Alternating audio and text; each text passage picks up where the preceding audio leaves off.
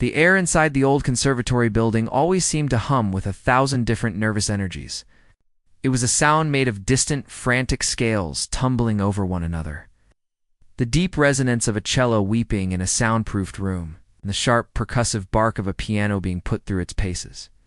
The scent was a constant mixture of old wood, floor polish, and the faint, a metallic tang of anxiety that clung to the students like a second skin. In this world of fierce ambition and soaring talent, she was a ghost. Her name was Alara, though few people used it, and even fewer knew it well. She was just the quiet girl who always seemed to be fading into the wallpaper. Alara didn't practice in the grand, sunlit rooms with the towering windows that looked out onto the city park. Those were reserved for the stars, the ones who fought for their time slots, as if they were claiming territory. She preferred the small, forgotten practice rooms in the basement. Rooms with slightly out-of-tune uprights and a persistent smell of damp. Here, the pressure of the conservatory felt more distant, muffled by layers of concrete and earth. In her small corner of the world, she would sit on the worn wooden bench, her posture unremarkable, and let her fingers find their way across the yellowed ivory keys. She never played the war horses. There were no thundering Rachmaninoff concertos, no dazzling Chopin etudes that sent other students into a frenzy of one-upmanship. Her repertoire was a secret garden of quiet pieces. A gentle gymnopody by Satie, its simple, melancholic melody hanging in the air like a lone wisp of smoke. A soft, nocturnal Chopin prelude, played not with virtuosic flair, but with a deep, resonant sadness that seemed to come from the very core of her being. To the few who might have overheard her playing, it sounded pleasant enough, but technically simple. It was the kind of music one played for oneself, a balm for a weary soul, and not a weapon to be wielded in the competitive arena of the conservatory. They saw her bent shoulders, the way her hair fell to curtain her face, and they made their quiet assumptions. She was struggling. She was out of her depth. She was probably on the verge of washing out. On the floor above, in a room that was twice the size of hers, Cale reigned supreme. Cale was everything the conservatory valued, brilliant, ambitious, and utterly ruthless in his pursuit of perfection. His playing was a force of nature, a dazzling display of technical prowess that left audiences breathless and rivals seething with jealousy. He could make a piano sing, scream, and weep, all with a precision that was almost terrifying. He was always surrounded by an entourage of admirers, fellow students who hung on his every word and laughed a little too loudly at his jokes. They would gather in his practice room, watching as he wrestled a Liszt transcription into submission, his fingers flying across the keys in a blur of motion, his face a mask of intense concentration. One afternoon, Alara had emerged from the basement for a rare cup of tea from the small vending machine in the common area. As she waited for the paper cup to fill with hot brown liquid, the door to the main recital hall swung open. Cale strode out, followed by his usual circle. He was laughing, his voice echoing in the high-ceilinged hall. He stopped when he saw her, his eyes sweeping over her plain gray sweater and scuffed shoes with a barely concealed look of disdain. "Still plunking out those nursery rhymes, Alara?" he asked, his voice loud enough for his friends to hear. A ripple of snickers went through the group. Alara didn't look up. She just focused on the slow, steady stream of liquid filling her cup. She had learned that engaging with him was like throwing a match on gasoline. It only ever ended in a flash of humiliation. "I heard you in the hallway the other day," one of the other students chimed in, a girl with a painfully bright pink scarf. It was very calming. The word calming was delivered with a smirk that clearly meant boring and untalented. Cale leaned against the wall, crossing his arms. "A little satty, right? My grandmother plays that to fall asleep. It's good for that, I suppose. Very little risk of hitting a wrong note when there are only 5 notes in the whole piece." He laughed again, a sharp, confident sound. Alara finally got her tea. She turned, her face a blank mask, and walked away without a word. Her back straight, but her shoulders feeling the weight of their stares. She could feel their pity and their contempt, a familiar, heavy cloak she had grown used to wearing. They had no idea. They saw the quiet girl playing simple songs and assumed she lacked the fire, the talent, the raw ability required to succeed in this world. They couldn't see the memories that haunted the edges of her mind, the ghosts of a life she had deliberately left behind.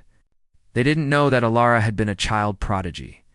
Before she was a ghost in the basement, she had been a marvel.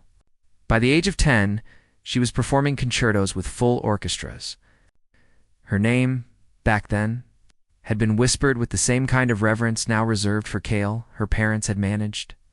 Her career with a military precision, her days scheduled down to the minute, for hours of practice. Lessons with a famous but cruel tutor, music theory, and then more practice. The piano wasn't a friend or a source of solace then. It was a taskmaster, a high-strung beast she had to tame day after day. She remembered the feel of the stage lights, hot and blinding, turning the grand piano into a gleaming white monster. She remembered the suffocating weight of expectation, the way her hands would shake before a performance, not with excitement, but with a profound, bone-deep terror. The breaking point hadn't been a single, dramatic event. It had been a slow, quiet erosion. It was the memory of a 14-year-old girl sitting in a sterile green room backstage after a competition. She had played perfectly, not a single note out of place. But she felt nothing. No joy, no pride, no sense of accomplishment. She just felt hollow, a shell that had been polished to a high gloss but was completely empty inside. She had won first place, of course. She always did. Her tutor had grabbed her arm, his grip like a vice, and hissed. "Good, but your dynamics in the development section were timid. We'll work on that tomorrow." He hadn't seen her. He had only seen the performance, the product. That night, back in the silent apartment, she had looked at her hands. They were slender and pale, with long, graceful fingers. They were the hands of a virtuoso, but they felt like they belonged to someone else. She walked over to the beautiful Steinway Grand that took up most of their living room. The instrument that was both her crown and her cage. She lifted the lid and stared at the keys, black and white stripes leading to a destination she no longer wanted to reach. And she just stopped. She didn't touch the keys. She simply closed the lid, turned off the light, and went to bed. The next morning, she told her parents she was done. The ensuing storm had been terrible, full of tears and accusations, but her quiet decision was an immovable object. She had walked away from it all. Now, years later, she was here. She still loved the piano, but it was a different kind of love. It was a private, gentle love. She played the simple pieces because they were honest. They didn't demand to be conquered. They simply asked to be felt. The melancholy of Sati, the quiet introspection of a Chopin nocturne, this was where she found her peace. The ferocious, showy pieces were a language she had forced herself to forget, a reminder of a time when music was a battle to be won, not a refuge to be found. Her quietness wasn't a lack of skill. It was a fortress she had built, brick by brick, to protect the small, fragile part of herself that still remembered how to love music for its own sake. They saw a shadow in the corner, but they didn't understand that she was the one who had chosen the shade, and she would do anything to stay there. The end of the week brought a special kind of restlessness to the conservatory. It was a Friday, and the air was thick with the promise of a 2-day break. A brief escape from the constant pressure and the echoing sound of 1,000 rivalries. The main event on everyone's calendar was a master class with a visiting professor from a famous European academy. A man whose opinion could make or break a young musician's confidence. Students had been preparing for weeks, polishing their chosen pieces with a desperate kind of hope. But an hour before it was set to begin, a rumor snaked through the hallways. Then was confirmed by a notice on the bulletin board. A last-minute emergency had forced the professor to cancel his flight. The master class was off. A collective groan seemed to emanate from the building's very foundations. In the common area, students slumped into worn-out armchairs, their energy suddenly deflated. The carefully constructed anticipation had nowhere to go, leaving a vacuum of disappointment. It was in this vacuum that Kale saw his opportunity. He stood in the center of the common area, a picture of theatrical sympathy, though his eyes held a spark of something else. Something predatory. "What a shame," he said. his voice carrying easily over the low grumbles. All that talent, all that hard work with no one to share it with. He paused, letting his words hang in the air. A few of his admirers gathered around him, their faces turned up expectantly. But, he continued, a slow smile spreading across his face, who says we need a famous professor? We have each other. We have this beautiful, empty recital hall. Why don't we have our own showcase? A little end of the week celebration. No pressure. Just for us. The idea was like a match to dry grass. The prospect of a performance, even an informal one, was infinitely more exciting than moping around. Cale, with his easy confidence, was the perfect person to lead the charge. He herded the group towards the main recital hall, a grand room with velvet curtains and polished wood that gleamed under the soft lights. People settled into the plush seats, their earlier disappointment replaced by a curious buzz. This was Cale's world, and he was its king. He strode onto the stage with a practiced swagger, the spotlight finding him as if it had been waiting. He sat at the gleaming black grand piano, cracked his knuckles, and without a word of introduction, launched into a thunderous Rachmaninoff prelude. The sound that filled the hall was immense, a tidal wave of sound that was both beautiful and intimidating. His fingers were a blur, a display of sheer, unadulterated power. He wasn't just playing the notes. He was conquering them, bending them to his will. The low chords rumbled like thunder.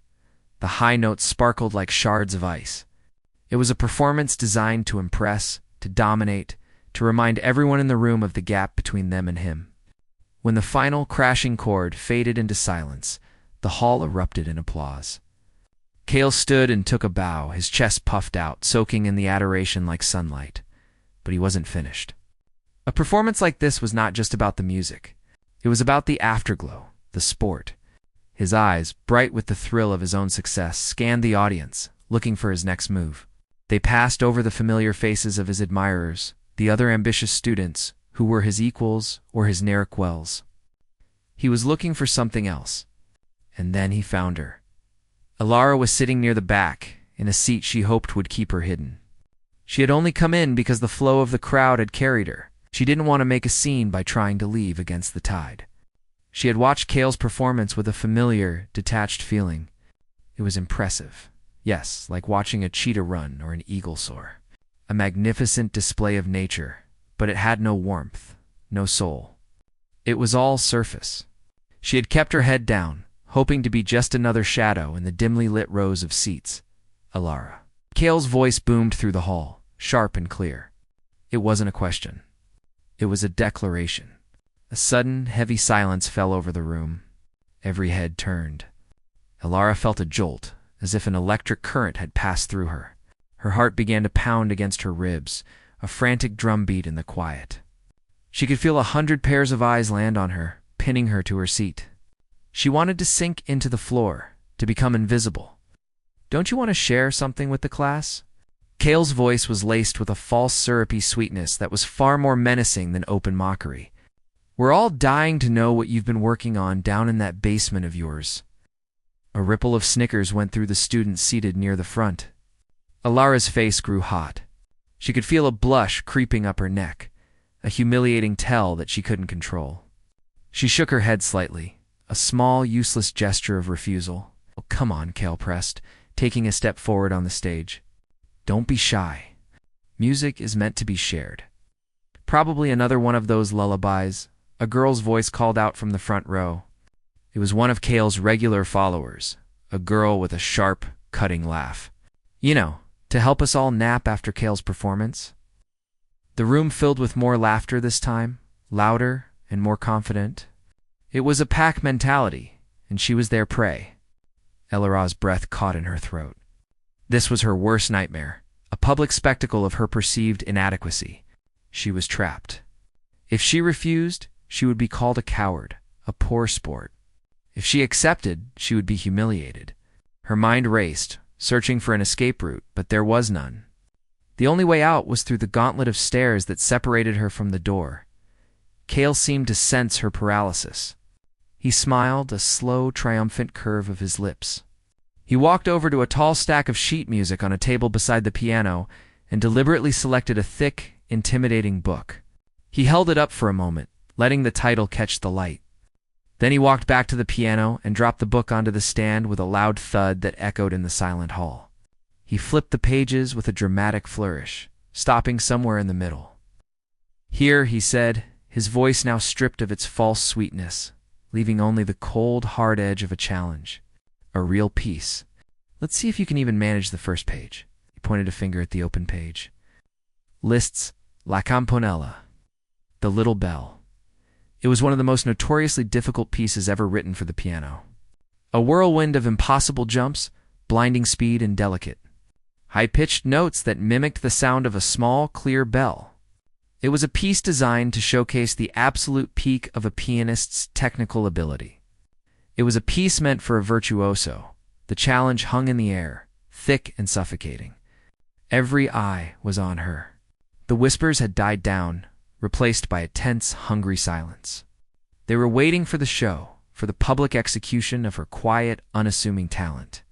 Alara felt a cold dread wash over her. Her hands, which she kept clasped tightly in her lap, felt cold and clammy.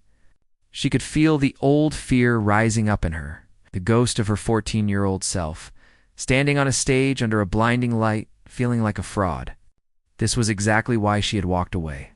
This horrible, crushing pressure, this feeling of being a specimen under a microscope.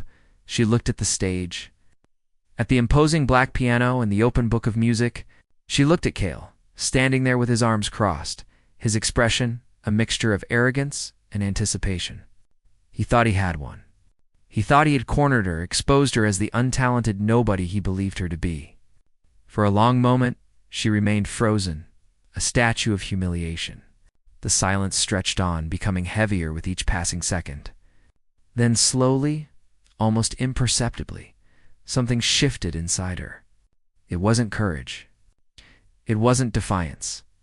It was something deeper and more primal. It was the feeling of a cornered animal that finally stops running and turns to face the hunter. She took a slow, deep breath, the first full breath she had taken since Cale had said her name. And then she began to stand up. The walk from her seat to the stage felt like the longest journey of her life.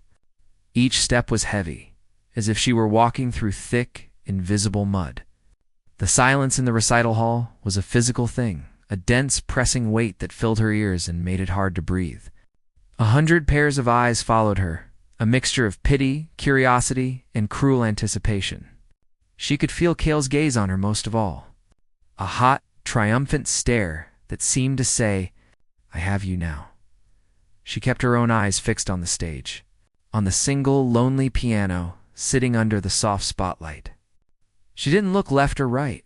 She just walked, her body moving on autopilot, while her mind was a frantic storm of fear and a strange, flickering ember of something else.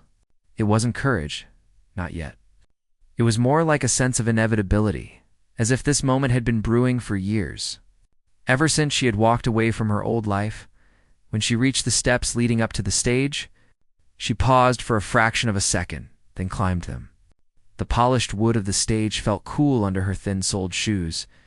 She walked towards the piano, the Liszt book still open on the stand, a stark, white monument to her impending failure. Cale had moved to the side of the stage, leaning against the proscenium arch with his arms crossed, his posture one of a man settling in to watch a good show. He was savoring this. Alara reached the piano bench. She didn't sit down immediately. Instead, she looked at the keyboard, the familiar pattern of black and white keys. They looked the same as they always did, yet today they seemed different. Like old friends she had been avoiding and was now being forced to confront. She reached out a hand and, for a moment, the audience thought she was going to touch the keys. But instead, she gently closed the heavy book of Liszt's music. The soft thud of the cover closing was surprisingly loud in the silent hall. A quiet murmur went through the audience. Was she giving up? Or was this just another act of defiance? Cale raised an eyebrow, a flicker of confusion crossing his face for the first time. He had expected her to fumble with the music, to look lost and small. He hadn't expected this quiet, deliberate act. Ilara then sat down on the bench. She didn't just plop down.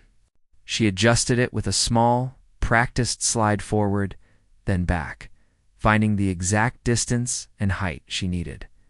It was a movement so fluid, so automatic, that it was almost unnoticeable to anyone who wasn't a musician. But to the trained eyes in the room, it was the subtle sign of a professional. She placed her hands on the keys, her fingers resting lightly on the ivory, not pressing down, just getting a feel for the instrument. Her posture, which was usually slumped and protective, straightened just a little. Her back was still not perfectly straight, but her shoulders relaxed, and her head lifted slightly. For the first time, people could see her face clearly under the light. It was pale, but her expression was not one of terror. It was calm.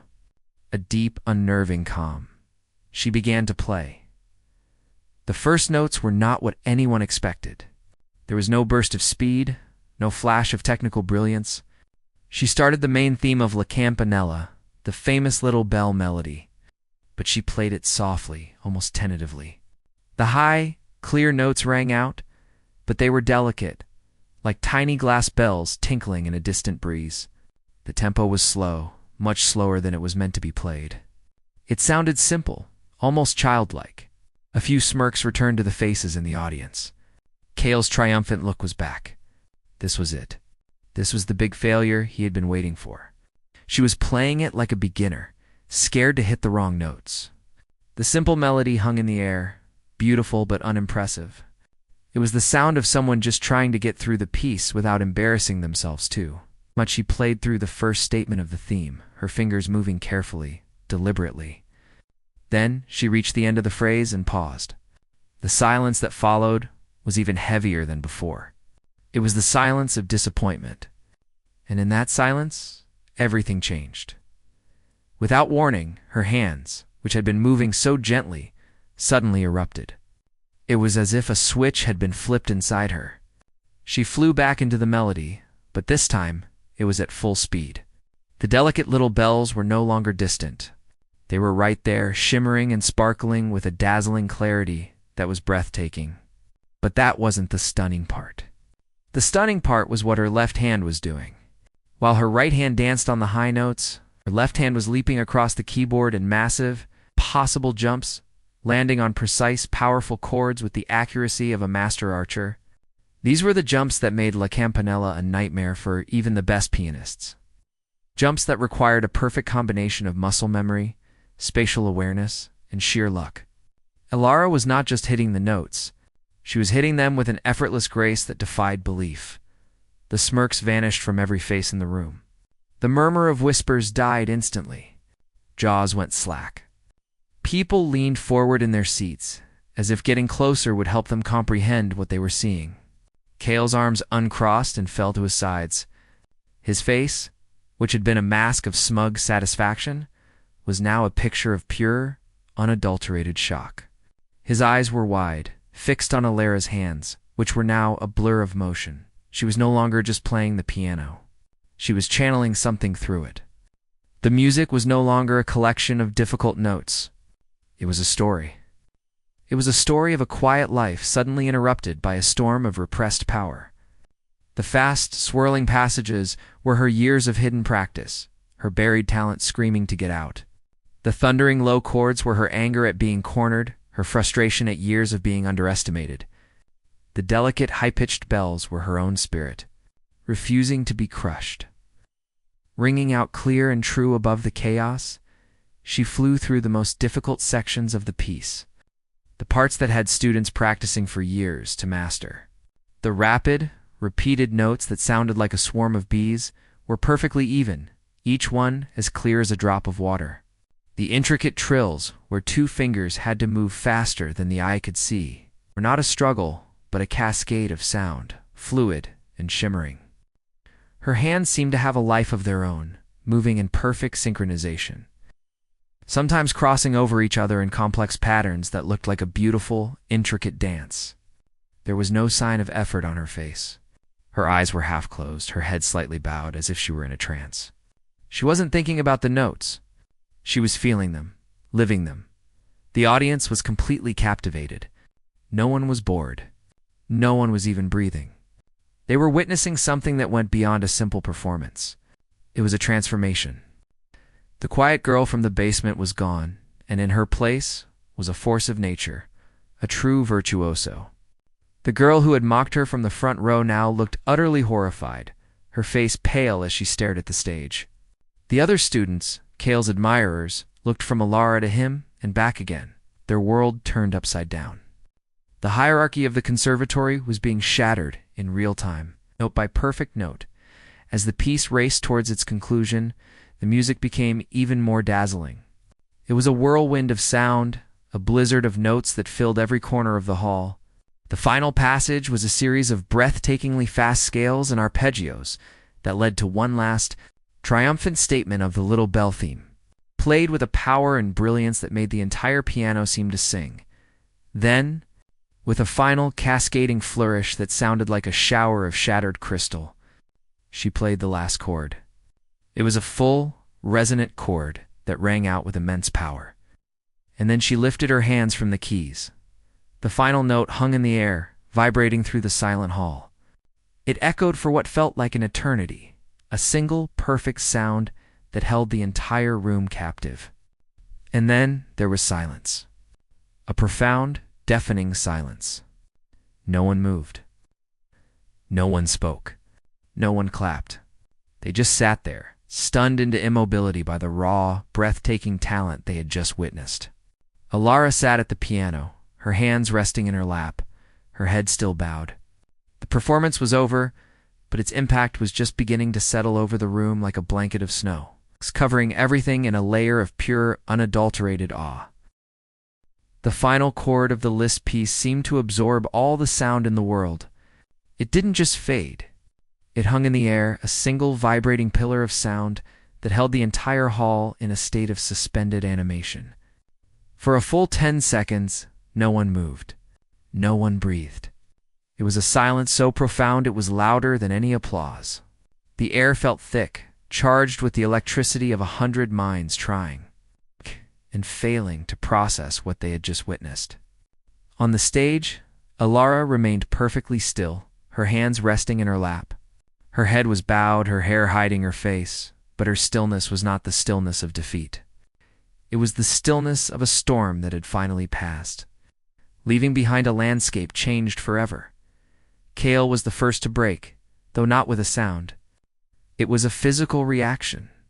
His body, which had been a picture of arrogant confidence, seemed to deflate. His shoulders slumped forward, and his arms, once crossed in a display of casual power, fell limply to his sides. The color had drained from his face, leaving it pale and slack. His mouth was slightly open, his eyes wide and fixed on Elara's back, as if he were looking at a ghost. He wasn't seeing the quiet girl from the basement anymore. He was seeing a force of nature, power so immense and so raw that it made his own carefully crafted brilliance seem like a cheap, flimsy imitation. He replayed the sound of her playing in his mind, and it didn't sound like a piano anymore. It sounded like a truth he had spent his entire life trying to drown out with noise. The silence was finally broken by a sound from the very back of the hall. It was a single person clapping. It wasn't a loud or enthusiastic clap. It was a slow, deliberate, almost reverent clap. One person, then another, then a few more joined in. It wasn't the polite, obligatory applause that followed a student recital. This was different. It was the sound of awe. It's the sound of people who had been shaken to their core and were trying to express a feeling that words couldn't capture. The sound grew, spreading from the back rows to the front, until the entire hall was filled with a thundering ovation. It was a roar of sound that shook the velvet seats and vibrated through the floorboards. People were on their feet, their faces alight with a mixture of shock, admiration, and pure, unadulterated wonder. But Alara did not turn around. She did not stand up to take a bow. She did not soak in the adoration that was being showered upon her. As the applause swelled around her, she did the one thing no one expected. She reached down and gently closed the lid over the piano keys. The soft, definitive thud of the lid closing was her only statement. It was as if she were putting the wild, untamed spirit of the music back into its box. Then, without a word, without a glance at the audience, She stood up and walked off the stage. Her exit was as quiet as her entrance, but the atmosphere had completely changed. As she walked down the aisle, the crowd parted for her like the sea. The applause didn't stop. If anything, it grew louder. People reached out, not to touch her, but as if to get closer to the energy that surrounded her. They looked at her not with pity or mockery, but with a profound, almost holy respect. She kept her eyes fixed on the double doors at the back of the hall, her expression unreadable. She walked through the roaring crowd as if she were walking through a strange dream. A ghost who had briefly taken on a physical form and was now fading back into the ether. She pushed through the heavy doors and was gone, leaving behind a hall full of people whose world had been turned upside down, left on the stage. Cale felt a profound and terrifying sense of isolation. The applause was not for him. In fact, no one was even looking at him anymore. All eyes were on the empty aisle where Alara had disappeared. His followers, the entourage that usually hung on his every word, were now staring at each other with dazed expressions, their loyalty to him forgotten in the wake of a greater revelation. The girl with the sharp laugh who had mocked Alara now looked utterly mortified, her face flushed with shame. Cale felt a cold knot of dread tighten in his stomach. He had been the king of this world, and in a matter of minutes, his kingdom had crumbled. Not because he had been defeated in a direct competition, but because something far more powerful had been revealed. Making his own ambitions seem petty and small, he slowly walked to the piano, his footsteps feeling heavy and uncertain. He looked down at the closed lid. For the first time in his life, the instrument felt intimidating, alien. He had always seen it as a tool, a vehicle for his own genius. But Alara had shown him that it was something else entirely. It was a living thing, a conduit for the soul. And she had spoken its true language, a language he hadn't even known existed. He reached out a hand and rested his fingers on the smooth wooden surface of the lid. They felt like useless lumps of clay. The years of practice, the competitions he had won, the praise he had received, it all felt hollow now.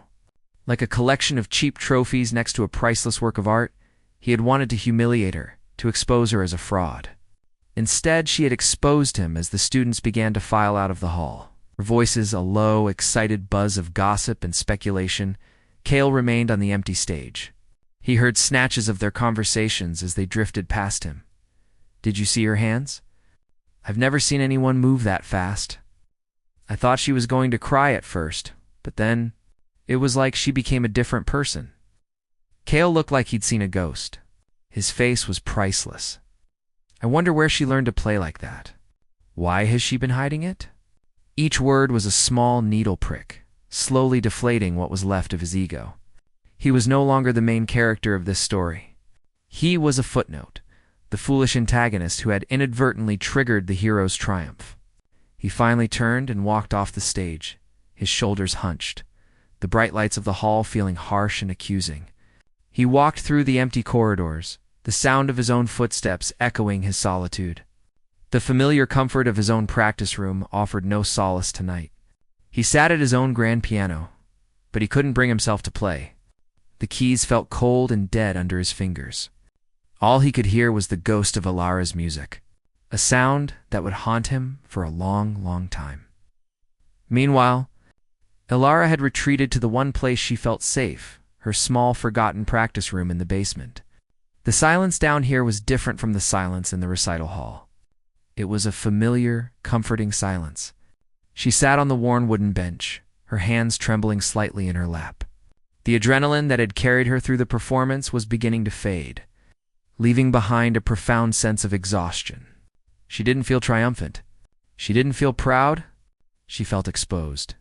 The secret she had so carefully guarded, the fortress she had built around her talent, had been breached. She hadn't wanted to play like that. She had been forced into it, pushed into a corner until the only way out was to unleash the very thing she had been running from. She looked at her hands. The same hands that had just caused such a commotion upstairs, they didn't feel like her hands. They felt like they belonged to someone else, to the girl she used to be. The girl who performed on stages under bright lights and felt nothing but fear. She had played with a fury and a passion that had surprised even herself, a passion born from anger and desperation. It wasn't the gentle, quiet love she felt for music now. It was the old fire, the fire that had once burned her so badly she had sworn she would never play with it again. She had opened the door to that old self just for a moment. Now she was terrified that she wouldn't be able to close it again. The quiet peace she had fought so hard to find felt fragile, threatened by the memory of the roaring applause and the shocked faces of the audience. She had survived the gauntlet, but she had a feeling that the real challenge was only just beginning. The next morning, the conservatory felt like a different place. The usual hum of nervous energy was still there. It was layered with something new, a low electric buzz of speculation that seemed to vibrate in the walls. The story of Alara's performance had spread like wildfire through the dorms and practice rooms, growing more legendary with each retelling. As she walked through the hallways, the world around her shifted. The smirks and whispers she was used to were gone. In their place were looks of undisguised awe, of profound respect, and even a little bit of fear. Students who had never acknowledged her presence before now stopped what they were doing to watch her pass. A group of freshmen huddled by a locker fell silent as she approached, their eyes wide, as if she were some kind of mythical creature that had suddenly wandered into their midst. She felt more like a ghost than ever, but now she was a ghost they were all afraid of. She kept her head down, her hair a curtain between her and the world, and made her way to the small, forgotten practice room in the basement. But when she got there, she found the door was already ajar. Peeking inside, she saw a young man, first-year student she vaguely recognized from her music theory class, sitting at the upright piano. He wasn't playing anything difficult, just a simple C major scale. But he was playing it with a strange, intense focus, as if trying to unlock a secret. When he saw her in the doorway, he jumped up, his face flushing bright red. "I'm sorry," he stammered, grabbing his bag. I heard what happened. I just wanted to, I don't know, feel it." He scurried past her, leaving the door wide open. Alara stood in the doorway, feeling a cold dread settle over her. This was what she had been afraid of. Her sanctuary, her private world, was now public property. Her music was no longer hers. It was a phenomenon to be analyzed and replicated. She closed the door, but the feeling of being exposed, of being watched, lingered in the small, dusty room.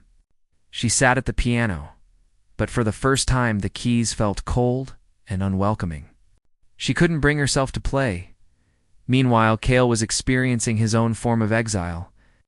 He walked through the corridors of the conservatory, but the crowd no longer parted for him.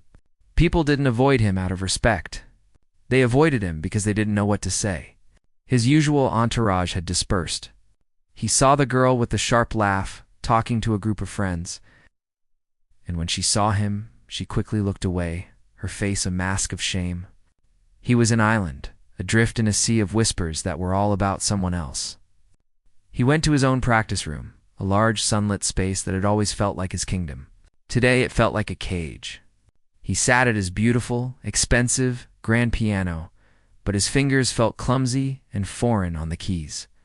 He tried to play a piece he knew by heart, a flashy Brahms intermezzo, but the notes came out flat and lifeless. All he could hear was the echo of Alara's list, a sound so pure and powerful it made his own music feel like a cheap imitation. He slammed the lid down, the sound of it echoing his frustration. He had to know. He had to understand. He found his way down to the basement, a part of the conservatory he had never had any reason to visit. The air grew cooler, the sounds of the other students more muffled. He followed the hallway to the very end, to the small, unmarked door he had been told was hers. He hesitated, his hand raised to knock. This was a humbling act, a surrender. He, Cale, the star, was about to seek out the ghost he had tried to destroy. He took a deep breath and knocked softly. The door opened, and there she was. She looked smaller than he remembered, her plain gray sweater making her seem almost fragile. Her eyes, when she looked at him, were not triumphant or angry. They were just tired and wary. "What do you want, Cale?" Her voice was quiet, but it held a new kind of strength. He didn't have a speech prepared.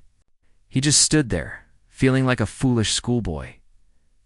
"I just wanted to know," he finally managed to say, his voice rough. "How?" She looked at him for a long moment, then stepped aside, allowing him to enter the small room. It was cramped and smelled of damp, a stark contrast to his own spacious studio. He felt like a giant in a dollhouse. "It's just a lot of practice," she said, her tone flat. "No," he said, shaking his head. "It's more than that. I've practiced my whole life. But what you did, that wasn't practice. That was something else." Lara sighed and sat down on the worn bench. She didn't look at him, but at the closed lid of the piano. "When I was a kid," she began, her voice soft, "I was like you. I was the one everyone was watching. I played the big pieces, the hard ones. I won the competitions. And I hated it. Every second of it." She paused, and Cale could see the pain in the set of her shoulders. "The piano wasn't a friend. It was a monster I had to feed every single day with hours and hours of my life. One day I just stopped. I walked away and promised myself I would never play like that again. I would only play for myself, pieces that made me feel something, not pieces that were just meant to show off." Cale stood in the middle of the room, listening. He had never thought about it that way. To him, showing off was the point. It was how you measured your worth. "Yesterday," she continued, "when you put that music in front of me, you didn't just challenge me. You backed me into a corner. You made me feel like that scared little girl again. And the only way I knew how to fight back was to let the monster out. I played with anger. I played with fear." It wasn't a happy performance, Cale. It was a defense mechanism. Her words hit him with the force of a physical blow. He had seen a display of power, but she had described an act of desperation. He had been trying to break her, and he had, in a way. But he hadn't realized she was already broken, and that she had just used the pieces to build a fortress. "I'm sorry," he said. The words felt clumsy and inadequate, but they were genuine. I didn't see you." Lara finally looked at him, and her expression softened slightly. "I know." He didn't stay much longer. There was nothing more to say. He left her there, in her small, quiet world, and walked back up the stairs, feeling lighter than he had in years. He didn't go back to his own practice room. Instead, he walked out of the conservatory and into the city, needing to be somewhere where no one knew his name. Or hers. Down in the basement, Alara sat alone for a long time after Cale left. The conversation had stirred something in her, a strange sense of peace.